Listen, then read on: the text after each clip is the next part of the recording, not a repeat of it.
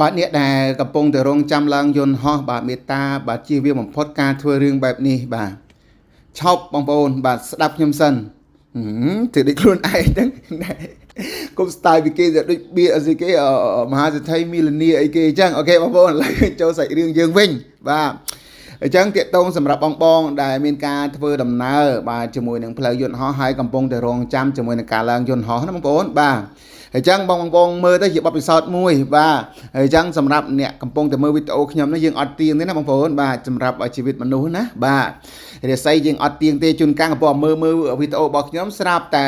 បានទៅស្រុកក្រៅនោះជិះយន្តហោះធ្វើមិនដឹងអញ្ចឹងមកថាវាសនាមនុស្សយើងមើលអត់ទៀងទេអញ្ចឹងបើសិនជាបងដែលបានមើលវីដេអូនេះហើយបាទទុកជាបទពិសោធន៍ខ្លះក៏ល្អមួយយ៉ាងដែរហើយសម្រាប់អ្នកមានបទពិសោធន៍ហើយក៏សូមអធិស្ឋានអភ័យទោសផងដែរឥឡូវខ្ញុំសូមនិយាយតាកតងជាមួយអ្នកដែលមានបទពិសោធន៍បាទអញ្ចឹងបើសិនជាពុកម៉ែបងប្អូនដែលធ្វើដំណើរទៅឆ្ងាយក្នុងការជិះយន្តហោះទៅឆ្ងាយដូចការបដូរជើងយន្តហោះឧទាហរណ៍ទៅអាមេរិកទៅកូរ៉េទៅអីផ្សេង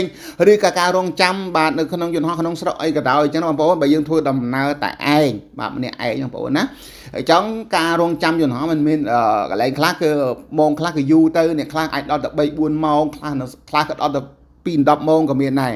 អញ្ចឹងការធ្វើដំណើររបស់យើងបើសិនជាការបដូរជើងយន្តហោះវិញគឺមានលក្ខណៈហត់យើងហត់នឿយអញ្ចឹងយើងអង្គុយចាំ1ម៉ោង2ម៉ោងគឺយូរអញ្ចឹងធ្វើឲ្យយើងអាចដេកបងប្អូនណាអាចដេកតែបើសិនជាយើងដេកយើងទៅជាក្រុមអត់អីទេណាបងប្អូនដេកយើងមានអ្នកដាស់ណាបាទព្រោះការដេករបស់យើងវាអត់ទៀងទេបើសិនជាបងប្អូនខ្លះក៏ដេកទៅក៏ដាក់ម៉ោងរោទៅអូខេតែបងប្អូនដល់ម៉ោងក៏ក្រោកតែអ្នកខ្លះក៏ដេកទៅក៏បានដាក់ម៉ោងរោទេបងប្អូនគឺអាចបាទអញ្ចឹងបើសិនជាបងប្អូនបាទដែលរងចាំផ្លាយ